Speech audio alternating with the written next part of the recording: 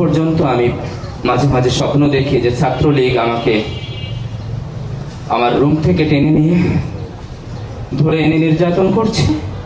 আবার মাঝে মাঝে স্বপ্ন দেখি যে আমি নামাজ পড়ে মসজিদ থেকে বের হয়েছি, মসজিদের সামনে সন্ত্রাসীরা বিভিন্ন অস্ত্রসজ্জিত হয়ে আমাকে ঘিরে ধরেছে এবং নির্যাতন করছে। এই ভয়াবহতা আমাকে এখনো তাড়িয়ে বেড়ায়, এখনো আমাকে রাত্রে নির্বিঘ্নে ঘুমাতে দেয় না। বাংলাদেশে হিউম্যান রাইটস ভায়োলেশনের অনেকগুলো ফর্ম রয়েছে, অনেকগুলো স্পিয়ার রয়েছে বা এরিয়া রয়েছে। এর মধ্যে সবচেয়ে ইউনিক যেটা আমি বলবো যে পুরো পৃথিবীতে এই ধরনের ক্যাম্পাস কেন্দ্রিক যে নির্যাতনের ভয়াবহতা, এটা পুরো বিশ্বের 193 দেশের অন্য কোথাও আছে কিনা সেটা আমরা জানি না। বাংলাদেশে বিশেষভাবে ক্যাম্পাস কেন্দ্রিক, বিশেষ করে ক্ষমতাসীন ছাত্রলীগের হাত দিয়ে যে নির্যাতনটা গত 16 বছরে হয়েছিল, এটা একেবারে অনন্য পর্যায়ে চলে গিয়েছিল নির্যাতনের দিক থেকে। আমরা যদি কয়েকটা কারণ দেখি, কি কি কারণে ছাত্রলীগ ক্যাম্পাসে নির্যাতন করতো শিক্ষার্থীদেরকে, সাধারণ শিক্ষার্থীদেরকে, কিংবা যারা প্রথম বর্ষে দ্বিতীয় বর্ষে থাকতো তুলনামূলকভাবে জুনিয়র শিক্ষার্থী। প্রথম কথা হচ্ছে, যখন কোন একটা শিক্ষার্থী বিশ্ববিদ্যালয়ের আবাসিক হলে উঠতো কিংবা প্রথম বর্ষে ভর্তি হতো, তাকে বাধ্যতামূলকভাবে হলের আবাসিক গেস্ট রুমে যেতে হলো। এই আবাসিক গেস্ট রুম যদি কোনোভাবে সে মিস করতো কিংবা দেরি করতো, অবহেলা করতো, তাকে ভয়াবহ নির্যাতনের শিকার হতে হতো। এরপরে রাতে সিনিয়রদেরকে প্রতিনিয়ত সিনিয়রদেরকে ম্যানার দেখাতে হতো। সালাম দেওয়াতে যদি কোনো এদিক সেদিক হতো কিংবা দেরি হতো, সম্মান প্রদর্শনকে কেন্দ্র করে অনেক নির্যাতন করা হয়েছে আমাদের এই বিশ্ববিদ্যালয় ক্যাম্পাসে, ঢাকা বিশ্ববিদ্যালয় থেকে শুরু করে বিভিন্ন ক্যাম্পাসে। ছাত্রলীগের যে কর্মসূচিগুলো ছিল, এগুলোতে যোগ দেওয়া ছিল বাধ্যতামূলক। যদি কেউ এগুলোতে যোগদান না করতো কিংবা ফেসবুকে স্ট্যাটাস না দিত, তার উপর নেমে আসতো ভয়াল অত্যাচার, নির্যাতন। আদর্শিক মতানৈক্য কিংবা কোনো জায়গায় দেখা গিয়েছে যে অতি ক্ষুদ্র কারণে কোন একজন শিক্ষার্থী হলে টিভির চ্যানেল পরিবর্তন করা নিয়েও তাকে নির্যাতন করা হয়েছে। এরপরে আরেকটা জায়গা হচ্ছে ফেসবুকের বিভিন্ন লাইক, স্ট্যাটাস, বিভিন্ন পেজে তার ফলো, এগুলো দেখে শত শত শিক্ষার্থীকে নির্যাতন করেছে ছাত্রলীগ। একটা ঘটনা দেখা গিয়েছে, একজন শিক্ষার্থীর প্রোফাইলে তৎকালীন ইসলামিক ফাউন্ডেশনের যে জিডি ছিল, ওনার দাড়ি এবং টুপি ছিল এবং উনি ছিল আওয়ামী লীগের অনুসারী।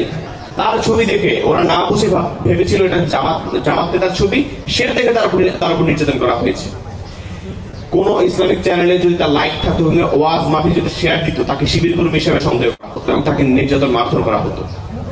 অতি তুচ্ছ কারণে সামাজিক মাধ্যমে আমরা দেখেছি শহীদ আফরার ফাহাদ ভারত বিরোধী একটা স্ট্যাটাস উনি দিয়েছেন, এবং বাংলাদেশের স্বার্থের জন্য, বাংলাদেশের সার্বভৌমত্বের জন্য যদি কেউ স্ট্যাটাস দিতে, যদি ভারতের এগেন্সে যায়, তাকে নির্যাতনের সম্মুখীন হতে হতো।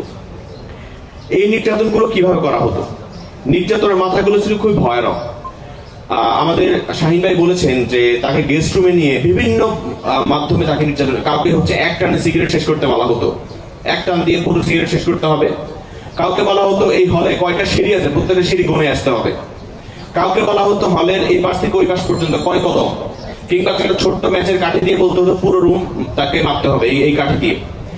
এই ধরনের ভয়াবহ মানসিক নির্যাতন, এর পাশাপাশি শারীরিক নির্যাতন তো ছিলই। আমাদের এই যে আজকে যে দুইজন ভাইকে স্মরণ করে আমরা এই প্রোগ্রাম দিয়েছি, শহীদ হাফিজুর মোল্লা এবং আবু বকর সিদ্দিক, ওনারা শারীরিক নির্যাতনের শিকার হয়ে মারা গিয়েছেন। শারীরিক নির্যাতনের মধ্যে আমরা আমার ভাতকে দেখেছি লাঠি দিয়ে তাকে পিটিয়ে হত্যা করা হয়েছে, কাউকে নৌকো উপরে ফেলা হতো, কাউকে আমরা দেখেছি আমাদের মাঝে বসে আছেন আমাদের রাকিব ভাইকে এমন পেটানো হয়েছে, ভাই অনেকটা সেন্সলেস হয়ে শেষ মুহূর্তে মৃত্যুর ভয়ে ভাইকে পানি খেতে চেয়েছেন। তখন ভাইকে পানি না দিয়ে প্রস্রাব দিয়ে এনে দিয়ে বলছে, তুই শিবির করিস, তুই পানি খাওয়ার জন্য তুই প্রস্রাবই খা। তাকে মেরে চাপতলা থেকে ভাইকে ফেলে দেওয়া হয়েছিল হত্যার উদ্দেশ্যে। আল্লাহর রহমতে ভাই বেঁচে গিয়েছেন এবং ভাই আমাদের সাথে তার নির্যাতনের কথা শেয়ার করবেন। এই নির্যাতনের মানসিক যে নির্যাতনের ধরনগুলো ছিল, এই মানসিক নির্যাতনের কারণে ক্যাম্পাসে একজন শিক্ষার্থী ভয়াবহ ট্রমার শিকার হতো। তার একাডেমিক ক্যারিয়ার, একাডেমিক জীবন, তার রেজাল্ট, এগুলো সব ধসে যেত। তার পরিবারের সাথে তার সম্পর্ক নষ্ট হয়ে যেত, বন্ধু বান্ধব, সামাজিকতা তার হচ্ছে আর থাকতো না, এবং লাইফ টাইম সেটা ট্রমার মধ্যে দিয়ে যেত। আমরা আজকে আমাদের মধ্যে দুইজন ভিক্টিম ভাই আছেন, আপনাদের কথা শুনবো। আমরা চাই বাংলাদেশে 5ই আগস্টের পরে যে নতুন বাংলাদেশ পেয়েছি, এই বাংলাদেশে ফ্যাসিবাদী ছাত্রলীগের জামানা এই অত্যাচার, নির্যাতন, গণরুম, গেস্ট্রোমকে চিরতরে উৎপাদন করতে হবে। এবং আলহামদুলিল্লাহ ঢাকা বিশ্ববিদ্যালয়ে এই মুহূর্তে কোনো ধরনের গণরুম এবং গেস্ট্রুম নেই। ডাকসু কর্তৃক গণরুম এবং গেস্ট্রুমকে চিরতরে কবর দেওয়া হয়েছে, এবং এই ধারা আমরা অবতারত পারব বলে আমরা আশা করছি। সবাইকে ধন্যবাদ। আসসালামু আলাইকুম। প্রতিনিধিত্ব করে শহীদ হাফিজুর মোল্লা এবং আবু বকর সিদ্দিক, যাদেরকে গেস্টরুম এবং গণরুম এবং পুরনো যে রাজনৈতিক কালচার তার কারণে শহীদ হতে হয়েছিল। আমরা কথা শুনেছি আমাদের রাকিব ভাই, যিনি ছাত্রলীগের নির্যাতনের ফলে তিনি তার স্বাভাবিক জীবন যার ব্যাহত হয়েছে। আমরা কথা শুনেছি ছাত্রনেতা মারুফ ভাইয়ের। আমরা ঢাকা বিশ্ববিদ্যালয়ের শিক্ষার্থীদের কাছে, একজন বিশ্ববিদ্যালয়ের শিক্ষার্থী যখন সে প্রথম বর্ষে বিশ্ববিদ্যালয়ে ভর্তি হতে আসে, সে অনেক বড় স্বপ্ন নিয়ে আসে। সে দেশের প্রধান বিশ্ববিদ্যালয়ে আসে পড়াশোনা করতে, কিন্তু বিশ্ববিদ্যালয়ের যে রাজনৈতিক কালচার, গেস্টরুম গণরুম কালচার, তার বড় স্বপ্নকে তো নষ্ট করেই তার মৌলিক মানবাধিকার পর্যন্ত নষ্ট করে। তার মৌলিক মানবিক যে অধিকার, থাকার জায়গা, আবাসন, সেটাকে বিপদে ফেলে একদল তাদের রাজনৈতিক পুঁজি সেটা লুটে নেয়। আমরা দেখেছি 5ই আগস্টের গণ অভ্যুত্থানের পরে এই যে গেস্টরুম গণরুমের যে কালচার, সেটা আমরা এক ধরনের শেষ করতে পেরেছি। ছাত্র শিবিরের জায়গা থেকে আমরা শিক্ষার্থীদের কাছে এই আশ্বাস দিতে চাই এবং শিক্ষার্থীদের কাছে আমরা আশ্বস্ত করতে চাই, গেস্টরুম গণরুম কালচারের রীতি ঘটেছে এবং এই ঢাকা বিশ্ববিদ্যালয়ে আর কখনোই গেস্টরুম গণরুমের কালচার ফিরে আসতে পারবে না। আমরা যতদিন ঢাকা বিশ্ববিদ্যালয়ে আছি, যে সমস্ত ভাইয়েরা, যেই হাজার হাজার শিক্ষার্থী ভাইয়েরা যারা গেস্টরুম গণরুমের কবলে পড়ে নির্যাতিত হয়েছেন, এটা তাদের প্রতি আমাদের দায় যে ঢাকা বিশ্ববিদ্যালয়ে আর কখনোই কোনো দল যদি চায়ও আমরা সেটাকে প্রতিহত করবই। আমরা ছাত্র শিবিরের জায়গা থেকে পুরানো যে রাজনীতি, সেই রাজনীতির সংজ্ঞাকেই পাল্টে দিতে চাই। ছাত্র রাজনীতি মানে হল দখল করা না, ছাত্র রাজনীতি মানে গেস্টরুম গণরুম দখল করা না। দুনিয়াতে দখল করার অনেক জিনিস আছে ভাই, তুমি হল দখল করবা কেন? আমার কাছে যদি আমার একজন জনশক্তি আছে, আমার কাছে যদি আমার অন্য কোনো দলের ভাইও আছে, আমি তাকে স্বপ্ন দেখাবো, ভাই তুমি বিশ্ববিদ্যালয়ে তোমার ডিপার্টমেন্টে প্রথম হও, তুমি ওই স্কলারশিপটা ধরো, তুমি ওই কো কারিকুলার অ্যাক্টিভিটিস করো। আমি তো তার কাছে হল দখল করার মন্ত্র দিতে পারি না। এটা তো আমি বিশ্ববিদ্যালয়ের শিক্ষার্থী হিসেবে এটা তো আমার জন্য সেইমের ব্যাপার। ফলে এইটা ছাত্র শিবিরের জায়গা থেকে আমরা শিক্ষার্থীদের কাছে প্রতিজ্ঞাবদ্ধ, আমরা আগামী দিনে যে নতুন ধরনের রাজনীতি ছাত্র শিবির করছে, অন্যান্য ছাত্র রাজনৈতিক দলকে এটা থেকে শিক্ষা গ্রহণ করার জায়গা আছে। ছাত্র শিবিরের জায়গা থেকে আমি ছাত্র রাজনীতিকে এভাবে দেখি, ছাত্র রাজনীতি মানে হচ্ছে আমি নিজে যেমন স্বপ্ন দেখব, আমি নিজে যেমন ভালো পড়াশোনা করব, আমি আমার অপর ভাইকেও নতুন করে স্বপ্ন দেখাবো। কারো স্বপ্ন ছিনিয়ে নেওয়া, কারো আবাসন ছিনিয়ে নেওয়া, কারো দৈহিক মানবাধিকার নষ্ট করার অধিকার কারো নাই। সুতরাং আমরা ইতিপূর্বে যত ছাত্রদের উপর নির্যাতন হয়েছে, বিশেষ করে ইসলামী ছাত্র শিবির করার কারণে যাদের উপর নির্যাতন হয়েছে, তাদের সেই দায় আমাদের উপর আছে। সেই দায় থেকে আমরা বলতে চাচ্ছি, আমরা আমাদের এই ভাইদের সমস্ত নির্যাতনের প্রতিজ্ঞা হিসেবে আমরা আগামী দিন ক্যাম্পাসে কোনো ধরনের ছাত্র নির্যাতন হতে দিব না এবং গেস্টরুম গণরুমের কালচার কবর রচিত হয়েছে, কেউ চাইলেও সেটা ফিরিয়ে নিয়ে আসতে পারবে না। আমি শুধু কয়েকটি প্রশ্ন রেখেই আমি আমার কথা শেষ করে যাব যে 1991 সালের পরে যখন বাংলাদেশে বিএনপি ক্ষমতায় আসলো এবং ছাত্র সংসদ নির্বাচনগুলোকে বন্ধ করে দেওয়া হলো, তখন থেকেই মূলত বিশ্ববিদ্যালয়গুলোতে যে গণরুম গেস্টরুমের এই কালচারটা শুরু হয় এবং এরপরেই ছাত্রলীগ এসে সেটাকে একেবারে ইন্ডাস্ট্রিয়াল স্কেলে নিয়ে যায়, গণরুম গেস্টরুম। আমরা এই বিশ্ববিদ্যালয়গুলোতে দেশের বিভিন্ন স্থান থেকে পড়তে আসি, দেশের প্রত্যন্ত অঞ্চলগুলো থেকে পড়তে আসি, যাদের পারিবারিক অবস্থা সে ধরনের থাকে না, ঢাকায় একটা ম্যাচ নিয়ে বা বাসা নিয়ে থাকা, তাদেরকে বাধ্য হয়ে হলে থাকতে হয়। তো হলে থাকা মানেই গণরুমে থাকা, গণরুমে থাকা মানেই গেস্টরুম করতে হবে, গেস্টরুম করা মানেই ছাত্র সংগঠনের, আওয়ামী লীগের হোক বা যখন আওয়ামী লীগের সময় তখন আওয়ামী লীগের, বিএনপির সময় বিএনপির, তাদের প্রোগ্রামগুলোতে বাধ্যতামূলক যেতে হবে। এবং এই কালচার 2024-এর 5ই আগস্ট পর্যন্তই ছিল। আমরা এখনও দেখছি যে এই ধরনের ছাত্র রাজনীতির কালচার এখনও রয়ে গেছে, যে হত্যা রাজনীতি এবং শিক্ষা প্রতিষ্ঠানগুলোতে দুই গ্রুপের সংঘর্ষ হচ্ছে। আমরা কিছুদিন আগেও তিতুমির কলেজে দেখেছি যে ছাত্রদলের দুই গ্রুপের সংঘর্ষে প্রায় 8 জন শিক্ষার্থী আহত হয়েছে এবং তেজগাঁও কলেজে শহীদ আবরার ফাহাদের মতো করে আমাদের এক শিক্ষার্থী ভাইকে ছাত্রদল খুন করেছে, সাকিব খান, সেটা নিয়েও কোনো ধরনের আলোচনা হয়নি। 2012-13 পরবর্তী সময়ে গণজাগরণ মঞ্চ এবং এই শাহবাগীরা সারা বাংলাদেশে শিবিরকে মারা যায় এই ধরনের একটা বৈধতা উৎপাদন করেছে। বাংলাদেশের কোনো সিভিল সোসাইটি, বাংলাদেশের কোনো মিডিয়া, বাংলাদেশের কোনো প্রশাসন, বাংলাদেশের কোনো মানবাধিকার কমিশনে নিয়ে কোনো ধরনের কথা বলে নাই। শিবিরের সমস্ত রাজনৈতিক এবং সামাজিক স্বীকৃতিকে কেড়ে নিয়ে তাদেরকে একটা দানবে পরিণত করেছে, যেন তাদেরকে মেরে ফেলা যায়। ছাত্রলীগ সেটাকে খুবই এনজয় করেছে। আমরা দেখেছি যে শহীদ আবরার ফাহাদ, শহীদ বিশ্বজিৎ, তাদেরকে হত্যা করা হয়েছে শুধুমাত্র ছাত্রলীগ সন্দেহে, ছাত্র শিবির সন্দেহে, দুঃখিত, ছাত্র শিবির সন্দেহে ছাত্রলীগের খুনিরা এই ধরনের অপরাধ ক্যাম্পাসগুলোতে করেছে। আমাদের কাছে আরও যেটা লজ্জার বিষয় সেটা হচ্ছে যে বিশ্ববিদ্যালয়ের প্রশাসন, বিশ্ববিদ্যালয়ের প্রভোস্ট, বিশ্ববিদ্যালয়ের প্রক্টর, বিশ্ববিদ্যালয়ের শিক্ষকরা আমাদের নির্যাতিত ভাইদেরকে আমাদেরকে থানায় পাঠিয়েছে। সেই থানা কোর্টে পাঠিয়েছে, কোর্ট আমাদেরকে দিনের পর দিন এই যে একটা জুলুমের লিগ্যাল সিস্টেমের মধ্যে আমাদেরকে ফেলা দেওয়া, এই ধরনের অত্যাচার আমাদের উপর হয়েছে। আমাদের শুধুমাত্র আমাদের পরিচয়ই যথেষ্ট ছিল আমাদেরকে খুন করার জন্য। এখনো ক্যাম্পাসগুলোতে এই ধরনের পাওয়ার পলিটিক্স, মাথাগোড়া রাজনীতি, যেটা এখনো বিদ্যমান। আমরা খুবই দুঃখের সাথে দেখছি যে বিশ্ববিদ্যালয়ের হলগুলোতে এমনকি এখনো এফএইচ হলে কিছুদিন আগে 4-5 সেশনের 6-7 সেশনের কিছু শিক্ষার্থীকে বৈধভাবে সিট দেওয়া হয়েছে, যেটা নিয়ে এফএইচ হল, ছাত্র সংসদ বারবার বিশ্ববিদ্যালয় প্রশাসনের কাছে এসেছে। বিশ্ববিদ্যালয়ের প্রভোস্টের হল প্রভোস্টের কাছে গিয়েছে, কিন্তু তারা কোনো সমাধান নেই। অথচ 22-23 সেশন, 23-24 সেশন এদের অনেকে সিট পায়নি। আমরা বিশ্ববিদ্যালয়ের প্রশাসনের কাছে বারবার অনুরোধ জানিয়েছি যে বিশ্ববিদ্যালয়ে যেভাবে সেশন ধরে শিক্ষার্থীরা ভর্তি হয়, ঠিক হলগুলোতে সেভাবে সেশন ধরে তাদেরকে রাখা হোক। সেখানে যারা পুনর্ভর্তি আছেন, যারা কোনো কারণে বিশ্ববিদ্যালয়ে পড়াশোনা কন্টিনিউ করতে পারেন নাই, তারা এই পুনর্ভর্তির নামে বারবার যে হলগুলোতে অবস্থান করে সে বিষয়ে ব্যবস্থা নেওয়া, কিন্তু বিশ্ববিদ্যালয় প্রশাসন সেগুলোতে ব্যবস্থা নিচ্ছে না। আমরা বারবার করে বলছি যে আমরা ছাত্র রাজনীতির একটা আমূল সংস্কার চাই, যেখানে ছাত্র রাজনীতি হবে যে market place of ideas, market place of values, প্রত্যেকেই প্রত্যেকের কথা বলবে, প্রত্যেকেই প্রত্যেকের মত, প্রত্যেকেই প্রত্যেকের চিন্তা নিয়ে শিক্ষার্থীদের কাছে যাবে। কিন্তু সেই ছাত্র রাজনীতির কালচার আমরা এখনো গড়ে তুলতে পারি না, এটা আমাদের জন্য লজ্জা। আমরা বিশ্ববিদ্যালয় প্রশাসনের দ্বারা যে সমস্ত শিক্ষকরা, যে সমস্ত প্রক্টররা আমাদের ভাইদেরকে নির্যাতন করে থানায় তুলে দিয়েছে, ছাত্রলীগের হাতে নির্যাতিত হতে দেখেছে, যে সমস্ত হাউস টিউটররা, আমি দেখেছি আমার ঘটনায় আমার হলের প্রভোস্ট হাউস টিউটরদের আচরণ পুরো সবাই ছাত্রলীগের চেয়েও খারাপ ছিল। এবং তারা মানুষ না, তারা একটা দলীয় দাস, দলীয় গুন্ডা, এবং এই ধরনের মানুষের বিশ্ববিদ্যালয় ধ্বংসের জন্য দেয়। যে শাহবাগীরা, যে গণজাগরণ মঞ্চ আমাদের ভাইদেরকে আমাদেরকে মেরে ফেলার বৈধতা প্রদান করেছিল, তারা আজ বড় বড় সুশীল চাচ্ছে।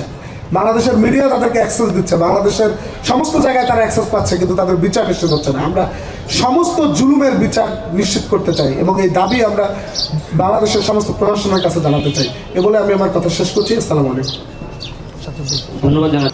আমরা গত ফ্যাসিস্ট রেজিমে ঢাকা বিশ্ববিদ্যালয়ে ভয়াল একটা সময় পার করেছি। বিশেষ করে গণরুম, গেস্ট রুম ছিল একটা আতঙ্কের নাম। পুরো বাংলাদেশের প্রত্যন্ত অঞ্চল থেকে ছেলেমেয়েরা আসতো, এসে তারা গণরুমে প্রথমেই পতিত হইতো। একটি 4 জনের থাকা স্পেসের রুমে 40 জন থাকতো, যেখানে ন্যূনতম একটা কনসেন্ট্রেশন ক্যাম্পের মতো ছিল। আমার ধারণা হিটলারও সম্ভবত এতটুকু মানবতার নাম নিয়ে এতটুকু অমানবিক কোনো কাজ করে নাই। এই গণরুমের ভিতর দিয়ে আমাদের জীবনগুলো পরিচালিত হইতো এবং সব থেকে বড় আতঙ্কের নাম ছিল গেস্ট রুম। এক একটা গেস্ট রুমে অকথ্য ভাষায় গালিগালাজ করা হইতো এবং টর্চার, মানসিক টর্চার, শারীরিক টর্চার, এগুলো ছিল একদমই নিত্যদিনের ঘটনা। সব থেকে ভয়াবহ ব্যাপার ঘটতো যখন সিঙ্গেল গেস্ট রুম হতো। সিঙ্গেল গেস্ট রুমে একজনকে ঘিরে 20-30 জন সিনিয়ররা একসাথে গেস্ট রুম নিত। আপনারা বন্ধুদের সাথে কথা বলি, আমাদের ভাইদের সাথে কথা বলি, আমি কিছু একজন হিউম্যান রাইটস অ্যাক্টিভিস্ট, আমরা যখন নির্যাতিতের সাথে কথা বলি, যখন ভিক্টিমদের সাথে কথা বলি, এই সময়গুলো কেউ আর মনে করতে, কারণ কেউ মনে করলে তার সেই ভয়াল বিভীষিকাময় রাতের কথা মনে পড়ে, যে রাতে তাকে হচ্ছে স্টাম্প দিয়ে বাড়ি, বা স্টাম্প দিয়ে হচ্ছে লাঠি পেটা করা, আরো বিভিন্ন রকম আপনার অপমানজনক বিভিন্ন কাজ করানো হইতো। অনেক সময় দেখা যেত যে আপনার রোডে ফেলে দিয়ে সেই থুতু চাটতে দেওয়া হতো, কিংবা ছোট্ট একটা ম্যাচের কাঠি দিয়ে পুরো রুমের মাপচুপ করানো হইতো। আরো বিভিন্ন রকম স্টাইলের নির্যাতন আমরা দেখেছি বিভিন্ন সময়ে। আমি 2020 সেশনের শিক্ষার্থী, আন্তর্জাতিক সম্পর্ক বিভাগে। আমাদের ক্লাস শুরু হয় 2022 সালের 16 জানুয়ারি। 2022 সালের 21 জানুয়ারি আমাদের বিজয় একাত্তর হলে সাংবাদিকতা বিভাগের আমার এক বন্ধুকে গণরুমে গেস্ট রুমে ভীষণভাবে নির্যাতিত করা হয় এবং সে সাথে সাথে সেন্সলেস হয়ে পড়ে।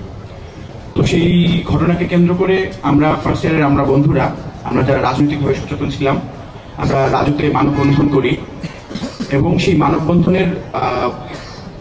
মানববন্ধনের সঞ্চালক ছিলাম আমি। তো তখন থেকে আমি ছাত্রলীগ, এনএসআই সহ রাষ্ট্রীয় বিভিন্ন রাষ্ট্রযন্ত্রের টার্গেটে পরিণত হই এবং এর পরবর্তী 1 বছর আমাকে সার্ভেলেন্সের ভিতর দিয়ে রাখা হয়। আমাকে বারবার বিভিন্ন সময় এনএসআই বিভিন্ন অথরিটি আমাকে কল দিয়ে আমার সাথে দেখা করতে চাইতো, চা খেতে চাইতো, মানসিকভাবে অনেক সময় প্রেশারাইজ করার চেষ্টা করতো। তো আমরা যেহেতু শিবির করি এবং আমাদের বড় ভাইরা সবসময় আমাদেরকে ইনস্ট্রাকশন দিতেন এইসব ব্যাপারে, ফলে অতটা মানে এই জিনিসগুলো আমরা খুব সুন্দরভাবে সামাল দিতে পেরেছিলাম। কিন্তু একজন সাধারণ শিক্ষার্থী কিংবা যারা সবসময় এভাবে নির্যাতিত হয়ে আসছে, এক একটা দিন, এক একটা রাত, এক একটা সময়, এক একটা ঘন্টা, এক একটা মুহূর্ত কাটাইতো বিভীষিকাময় অভিজ্ঞতার মধ্য দিয়ে। অনেক সময় দেখা গেছে যে শিক্ষার্থীটা ফজরের নামাজ পড়তো, যে ছাত্রটা, তাকে হচ্ছে শিবির হিসেবে সন্দেহ করতো। শিবির হিসেবে সন্দেহ করার মাধ্যমে তাকে কিছুদিন সার্ভেলেন্সের ভিতর দিয়ে রাখতো, অবজার্ভ করতো এবং দেখা যেত যে সপ্তাহে যদি 5 দিন সে ফজরের নামাজ আসে তাহলে ধরে নিত সে কনফার্ম শিবির, এবং এর পরই চলতো তাকে বিভিন্ন রকম নির্যাতন। তো আমরা দেখতাম যে আমাদের ভাইরা যে এক হলে থাকতেন এবং ফজরের নামাজ পড়তেন অন্য হলে, যেন এই সার্ভেলেন্সের শিকার না হইতে হয়। তো শিবির একটা মুসলিমদের সংগঠন, প্রতিষ্ঠা লগ্ন থেকে শুরু করে আজকে পর্যন্ত ভয়াবহ রকম বিভিন্ন চামলিক সিচুয়েশন পার করে এসেছে। আমরা হাসিনা রেজিমের সময় দেখেছি পুরো দেশব্যাপী শিবিরকে মারা একদম মানে মোটামুটি জায়েজ ছিল। আমরা দেখেছি জাহাঙ্গীরনগর বিশ্ববিদ্যালয়ে এক একটা অতিথি পাখিকে মারলে 500 টাকা জরিমানা দেওয়া হইতো, কিন্তু জাহাঙ্গীরনগর বিশ্ববিদ্যালয়ে কোনো শিবিরকে মারলে সবাই সেলিব্রেট করত। এটা ছিল নিত্যদিনের ঘটনা। তো সেই জায়গা থেকে আমরা নির্যাতিতের প্রতি কথা বলতে আমরা দায়বদ্ধতা ফিল করি। আমাদের ভাইদের সেই লেগাসিটাকে আমরা আপনাদের সামনে তুলে ধরতে চাই, সমুন্নত করতে চাই। সেই জন্যই আজকের এই আমাদের আয়োজন, নির্যাতিতের আত্মচিৎকার, গণরুম গেস্ট রুমের ভয়াবহতা। আপনাদের সবাইকে অনেক ধন্যবাদ। আসসালামু আলাইকুম। বাত ব্যথা, প্যারালাইসিস কিংবা আর্থ্রাইটিস, আধুনিক ফিজিওথেরাপি ও পুনর্বাসন চিকিৎসায় নির্ভরযোগ্য নাম ডিপিআরসি। তখন আমি ফ্লোরে পড়ে যাই। ফ্লোরে পড়ে যাওয়ার পরে ওরা আমার শরীরের উপরে উঠে নৃত্য করা শুরু করে। আমার বুকে থেকে নিয়ে মাথা থেকে নিয়ে পা পর্যন্ত সব জায়গাতে তারা নির্যাতন করছে। এই যে আমি এখন কথা বলছি, আমার অনেক কষ্ট হচ্ছে। আমার বাম পাশে অনেক বেশি আঘাত ছিল। আমি ভেবে নিয়েছিলাম আমি হয়তো আমার জীবনের শেষ সময়টা তখন অতিবাহিত করছি। আমি অনেক সময় আমার নিঃশ্বাস নিতে পারছিলাম না। ওরাও দেখলাম যে কিছুটা চকিত হয়ে গেছে, হয়তো মারা যাচ্ছি এই ভেবে। আমার এই অবস্থা চলাকালীন আমি হঠাৎ করে খেয়াল করলাম যে আমার হলের আমারই ইয়ারমেট, যে খয়রানিতে 4র্থ হয়েছিল, সানাউল্লাহ পাটোয়ারি লতে পড়তো, তাকেও হঠাৎ করে ধরে আনা হয়েছে এবং তাকেও ওইভাবে যে সরঞ্জাম আদির কথা আমি বললাম, লোহার পাইপ সহ চাপাতি, হকি স্টিক, ক্রিকেট খেলার স্টাম্প সব দিয়ে নির্যাতন করা হচ্ছে।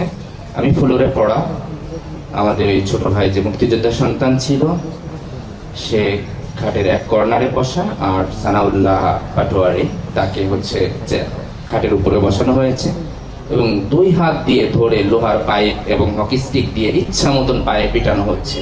আমি ভেবে নিয়েছি আমাদের এই ভাইদের পা প্রতিটা বাড়িতেই, প্রতিটা আঘাতেই ভেঙে টুকরা টুকরা হয়ে যাচ্ছে। যখন এই অত্যাচার চলছিল, সানাউল্লাহ ভাইয়ের পা ফেটে আমার শরীর থেকে বিভিন্ন জায়গা থেকে রক্ত বের হয়ে অনেক বেশি রক্ত রুমে হয়ে গিয়েছিল। তখন ছাত্রলীগের সন্ত্রাসীরা বলতেছিল শিবিরের রক্তে আমার রুম অপবিত্র হয়ে গেছে, এটাকে পবিত্র করতে হবে। আমরা যখন ওই রুমে ছিলাম তখন 10-15 জন মিলে নির্যাতন করছিল। তাদের ভিতর অনেকেই এখন বিভিন্ন জায়গায় আছে, এনএসআইতে আছে, জগন্নাথ বিশ্ববিদ্যালয় ম্যানেজমেন্ট বিভাগে শিক্ষকতা করছে, সরকারি বেসরকারি বিভিন্ন শিক্ষা প্রতিষ্ঠান, ব্যাংক সহ অনেক প্রতিষ্ঠানে তারা চাকরি করছে। আমাদের নির্যাতনের পরে ওরা এক পর্যায়ে বলছে, আমি যে তারিখটা উল্লেখ করেছি আপনারা যদি একটু স্মরণ করতে পারেন, 2013 সালের 10ই ফেব্রুয়ারি। এর ঠিক 5 দিন পূর্বে শাহবাগের গণজাগরণ মঞ্চ এর অ্যাক্টিভিটিস শুরু হয়েছিল আব্দুল কাদের মোল্লা এর রায়কে কেন্দ্র করে। তখন ক্যাম্পাসে কোনো রিক্সা চলছিল না এবং ছাত্রলীগের সন্ত্রাসীরা বলছিল যে 1971 সালে একবার আমরা মুক্তিযোদ্ধাদের পেয়েছি, আর ছাত্র শিবিরের নেতাদের তোদেরকে আজকে মেরে যদি আমরা মেরে ফেলতে পারি তাহলে আমরা এই প্রজন্মের মুক্তিযোদ্ধা হব। এইভাবে তারা বিভিন্ন ধরনের তাদের ভাষায় ইন্সপায়ারেশন নিয়ে আমাদেরকে নির্যাতন করা শুরু করলো। এক পর্যায়ে যখন আমি ছাত্রলীগের সন্ত্রাসীরা ওই শিক্ষককে ধমক দেওয়ার সুরেই বলল, স্যার আপনি চুপ করেন, একে নির্যাতনের কিছু হয় নাই। এই বলে ওরা আমাকে, পা যেহেতু ভেঙে গেছে, আমার হাঁটুর নিচে হচ্ছে মরা লাশকে নেওয়ার জন্য যেমন বাঁশ ব্যবহার করা হয়, ওই বাঁশ দিয়ে হাঁটুর এখানে দেওয়া এবং 2 হাত ধরে ওরা আবারও আমাকে হলের 4 তলাতেই নিয়ে যাওয়ার জন্য সিঁড়ি দিয়েই উপরে যাচ্ছিল। এবং ওরা পরামর্শ করলো যে যখন নিয়ে যাব তখন এর মাথাটা হচ্ছে সিঁড়িতে বাড়ি দিতে হবে। তখন ওইভাবে ওরা দেওয়ার চেষ্টা করলো। আমি আগেই বলেছি আমার সেন্স কিছুটা কার্যকর ছিল। তখন আমি আমার এই 2 হাত দিয়ে এভাবে মাথার পিছনে দিলাম। 2-1টা বাড়ি আমার মাথায় লেগেছিল, পরবর্তী বাড়িগুলো আমার হাতের উপর দিয়ে লাগার ফলে হাত ছেলে এবং হচ্ছে কেটে যায় এবং রক্তাক্ত হয়। এর উপর 4 তলায় নিয়ে আবার আমাকে ওইভাবে নির্মম নির্যাতন শুরু করে। খানিক পরে আবারও 4 তলা থেকে নিয়ে যখন তারা শুনলো যে হল গেটে পুলিশকে খবর দেওয়া হয়েছে, তখন অথবা হল প্রভোস্ট হয়তো বলেছে যে আমার রুমে নিয়ে আসো, তখন হল প্রভোস্টের রুমে আমাকে নিয়ে আসা হয় এবং আমার সাথে নির্যাতিত আমার সেন্সলেস হওয়া সানোয়াল্লাহ পাটোয়ারি এবং মুমূর্ষ হওয়া মুক্তিযোদ্ধা সন্তান আব্দুল্লাহ নকিকে হল প্রভোস্টের রুমে নিয়ে আসা হয়। হল প্রভোস্টের উপস্থিতিতেই আমাদের উপরে আবারও নির্মম নির্যাতন করা হয়। মৃত লাশের উপরে যেভাবে আমরা 28 অক্টোবর 2006 দেখেছি, লাশের উপর নৃত্য করেছে, আমাদের উপরেও তারা এইভাবে লাফিয়ে লাফিয়ে আমাদেরকে আঘাত করেছে এবং বলেছে যে তোরা শিবির করিস, তোদের বেঁচে থাকার কোনো অধিকার নেই, একটু পরেই তোদের গণজাগরণ মঞ্চে নিব, গণজাগরণ মঞ্চে নিলেই তোদেরকে মানুষ পা দিয়ে পিষে এবং পিটিয়ে মেরে ফেলবে, মারা যাবি, তখন তোদের মৃত্যুর মধ্য দিয়ে আমরা এই প্রজন্মের মুক্তিযোদ্ধা হিসাবে আবির্ভূত হব। আমরা ধরে নিয়েছিলাম আমাদেরকে গণজাগরণ মঞ্চেই নেওয়া হবে, কারণ ওদের নির্যাতনের ভয়াবহতা এবং অ্যাগ্রেসিভনেস আমাদেরকে সেটা ভাবতে বাধ্য করেছিল। আমাদের নির্যাতন শুরু হয়েছিল আসরের পর থেকে নিয়ে, এসা রক্ত হয়ে গিয়েছিল। তখন আমরা একটা গাড়িতে উঠানোর জন্য আমাদেরকে নিয়ে আসা হচ্ছিল। আমরা ধরে নিয়েছি আমাদেরকে গণজাগরণ মঞ্চে নেওয়া হচ্ছে। আমি একটু পরে অনুভব করলাম যে না, গণজাগরণ মঞ্চে না, পুলিশের গাড়িতে করে আমাদের ঢাকা মেডিকেলে নেওয়া হয়েছে। ঢাকা মেডিকেলে নেওয়ার পরে বিভিন্ন পরীক্ষা নিরীক্ষা করার পরে দেখা গেল যে আমার ডান পা 6 টুকরা এবং বাম পা 7 টুকরা হয়েছে এবং মাথায় এবং মুখে বুকে অনেক বেশি আঘাত পেয়েছি, যেটা আমি যে এখন কথা বলছি আমার কথা বলতে কষ্ট হচ্ছে। ওর ফলে আমার ওই সময় এমন এক অবস্থা হয়েছিল, ছাত্র শিবির পরিচয় দিয়ে আমার দায়িত্বশীল ভাইয়েরা যে আমার কাছে যাবেন এমন পরিস্থিতি ছিল না। তখন আমার মা ঢাকাতে ছিলেন। আমার মা এবং আমার দুলা ভাই সহ অন্যরা যখন আমার শিক্ষকদের কাছে আসলেন, তখন বিশ্ববিদ্যালয়ের প্রক্টর ছিলেন আমজাদ আলী স্যারের কাছে যখন আসলেন, তখন উনি আমার মা এবং দুলাভাই এবং বিয়ায়ের সাথে অনেক বাজে ব্যবহার করেন। আমার মা ওনাদের অনুরোধ করে, আমার মায়ের সাথে এত বেশি বাজে ব্যবহার করে যে আমার মা মানসিকভাবে অনেক ভেঙে পড়েন এবং হাওমাও করে কান্না শুরু করেন। আমার দুলাভাই এবং বিয়ায় যখন কথা বলে তখন বলে বিশ্ববিদ্যালয় ক্যাম্পাসে ছাত্র শিবির করা নিষিদ্ধ, ও কেন ছাত্র শিবির করে? তখন আমার বিয়ায় বলেছিল বিশ্ববিদ্যালয়ের কোনো আইন নাই যেখানে ছাত্র শিবির করা নিষিদ্ধ, এই কথা উল্লেখ আছে। আমার পরিস্থিতি এবং আমার শারীরিক অবনতি দেখে পুলিশরা বলছিল যে এই ছেলেকে যদি মুক্তি দেওয়া না হয় পার্মানেন্টলি পঙ্গু হয়ে যাবে, কিন্তু আমার শিক্ষক আমাকে মুক্তি দিতে অপারগতা প্রকাশ করে।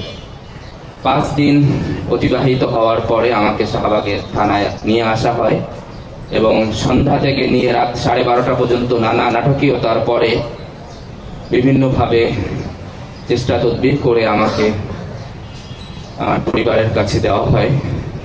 কিন্তু আমার শিক্ষক, পুলিশ আমাকে ছাড়তে চেয়েছে কিন্তু শিক্ষক আমাকে ছাড়ে নাই। সম্ভবত আমাদের ওই শিক্ষার্থী ভাই টিউশন করে এসেছেন। আমি বলেছি ভাই আমাকে একটু ক্যাম্পাসের পাশে রেখে আসবেন। তখন স্বভাবতই উনি বললেন না, কারণ না বলার পিছনে কারণটা হচ্ছে আমার শার্ট প্যান্ট সব কিছু ছিঁড়ে গেছে, আমার মাথা থেকে নিয়ে পা পর্যন্ত বিভিন্ন জায়গা থেকে রক্ত বের হচ্ছে এবং আমার পায়ে কোনো স্যান্ডেল নাই। আমাকে দেখে মনে হচ্ছিল চোর, কারণ আমরা বিভিন্ন হলে যখন বিভিন্ন জিনিসপত্র চুরি হয় তখন চোরকে এই লেভেলে মারা হয়।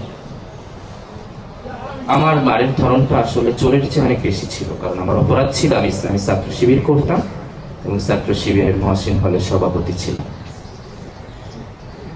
আমি ওই ভাইটির কোনো দোষ ছিল না, দোষ ছিল আমাদের গেস্ট রুম গণরুম নামক এই ভয়াবহ অপসংস্কৃতির।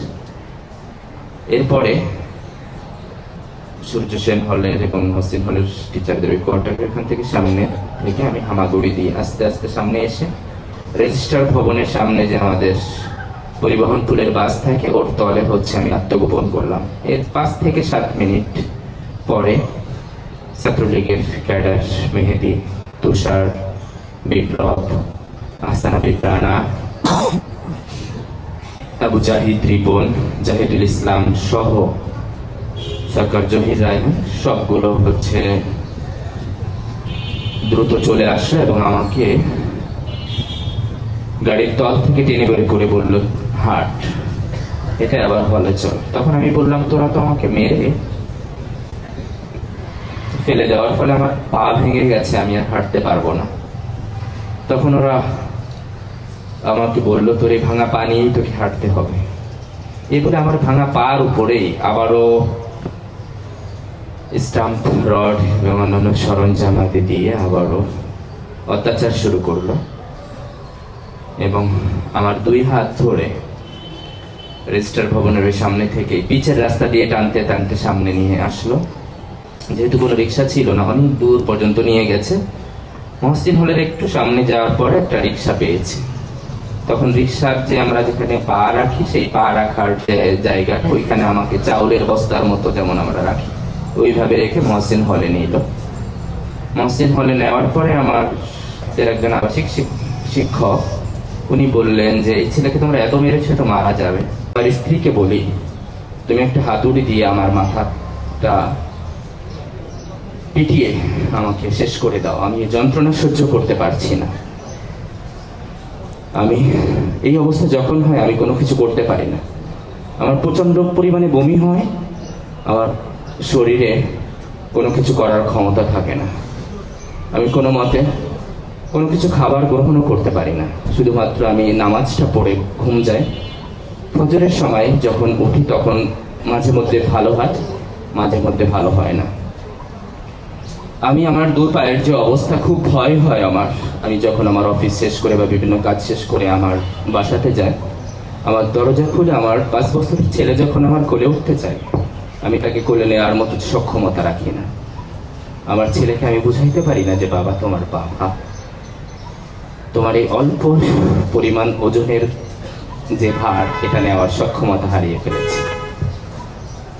আমি যখন আমার ছেলেকে নিয়ে ক্যাম্পাসে ঘুরতে বের হই বা কোথাও ঘুরতে বের হই, অনেক বাবারা তার ছেলেদেরকে নিয়ে মেয়েদেরকে নিয়ে যখন কোলে করে আদর করে, ছোট্ট পায়ে যখন বাবুরা হাঁটতে হাঁটতে ক্লান্ত হয় তার বাবার কোলে ওঠে। আমার ছেলেও একইভাবে আমার কোলে উঠতে চায়। বাট ছাত্রলীগের নামক সন্ত্রাসীরা 2013 সালে আমার সেই সন্তানের আদর পাওয়ার অধিকার, আমার স্বাভাবিক চলার অধিকারটুকু তারা নিয়ে নিয়েছে। আমি আমার সন্তানকে কোলে নিতে পারি না, 5 কেজি সমান ওজন আমি বহন করতে পারি না, আমি দৌড়াতে পারি না, আমি খেলাধুলা করতে পারি না। আমি আমার মাকে জিজ্ঞেস করেছিলাম, মা তো আপনি ঢাকাতে ছিলেন, যখন শুনেছেন আপনার ছেলেকে 4 তলা থেকে ফেলে দেওয়া হয়েছে, তখন আপনার অবস্থা কি হয়েছিল? তখন মা আমাকে বলেছিল, বাবা আমি তখন ধরে নিয়েছিলাম তুমি মারা গিয়েছো, তুমি শহীদ হয়েছো। আমরা তো ওর লাশ রিসিভ করার জন্য ঢাকা মেডিকেলে গিয়েছিলাম। এখনো পর্যন্ত আমি মাঝে মাঝে স্বপ্ন দেখি যে ছাত্রলীগ আমাকে আমার রুম থেকে টেনে নিয়ে ধরে এনে নির্যাতন করছে। আবার মাঝে মাঝে স্বপ্ন দেখি যে আমি নামাজ পড়ে মসজিদ থেকে বের হয়েছি, মসজিদের সামনে সন্ত্রাসীরা বিভিন্ন অস্ত্র সজ্জিত হয়ে আমাকে ঘিরে ধরেছে এবং নির্যাতন করছে। এই ভয়াবহতা আমাকে এখনো তাড়িয়ে বেড়ায়, এখনো আমাকে রাত্রে নির্বিঘ্নে ঘুমাতে দেয় না। আমার পায়ের যে অবস্থা, আমার খুব ভয় হয়। আল্লাহ আমাকে যতদিন হায়াত দিয়েছেন, জীবনের শেষ দিন পর্যন্ত আমার এই পায়ে আমি ভর করে হাঁটতে পারবো কিনা। আমাদের মতো অনেক শিক্ষার্থী এখানে নির্যাতিত হয়েছেন, 2 জন ভাই শহীদ হয়েছেন, অনেকে অনেকভাবে নির্যাতিত হয়েছেন। এই সকল ভাইদের শাহাদাত নির্যাতনের মধ্য দিয়ে 5ই আগস্টের যে নির্যাতিতদের হাহাকার এবং অনেক ভাইদের শাহাদাত এবং পঙ্গুত্ব বরণের মধ্য দিয়ে যে ফ্যাসিস্ট মুক্ত হয়েছে, ঢাকা বিশ্ববিদ্যালয় যে গেস্টরুম গণরুমের কালচার বন্ধ হয়েছে, এর ধারাবাহিকতা অব্যাহত থাকবে। ছাত্র শিবির, ছাত্র দল সহ ঢাকা বিশ্ববিদ্যালয় সহ সকল বিশ্ববিদ্যালয় ক্যাম্পাসে যে ক্রীড়াশীল ছাত্র সংগঠন আছে, সকল শিক্ষার্থী এবং সকল সংগঠন 5ই আগস্ট থেকে শিক্ষা গ্রহণ করবে। আগামী দিনে বিশ্ববিদ্যালয় নামক উচ্চ শিক্ষা প্রতিষ্ঠানে যারা শিক্ষা গ্রহণ করতে আসে, তারা তাদের মেধার যথাযথ মূল্যায়ন করতে পারবে, তারা যে উদ্দেশ্যে এখানে আসছে সেই উদ্দেশ্য সাধন করতে পারবে। তাদের স্বপ্ন এবং তাদের বাবা মায়ের স্বপ্ন পূরণের মধ্য দিয়ে দেশ এবং জাতির ঐতিহাসিক প্রয়োজনে এই মেধাবীরা ভূমিকা রাখবে, নির্বিঘ্নে পড়ালেখা করবে, নির্বিঘ্নে যার যে দল পছন্দ সেই দল পছন্দ অনুযায়ী রাজনীতি করবে, যার যে দল পছন্দ না, কোনো রাজনীতির সাথে সম্পৃক্ত না হওয়া, তার মত অনুযায়ী সে চলতে পারবে। মুক্ত চিন্তার যে মুক্তভূমি বিশ্ববিদ্যালয় ক্যাম্পাস, সেই মুক্তভূমি মুক্তই থাকবে। শহীদের এই রক্তের সাথে আর কেউ যেন বেঈমানি না করে, এই আশাবাদ আমি ব্যক্ত করছি। সকলকে অসংখ্য ধন্যবাদ এবং কৃতজ্ঞতা জানিয়ে আমি আমার বক্তব্য শেষ করছি। আসসালামু আলাইকুম ওয়া রাহমাতুল্লাহ।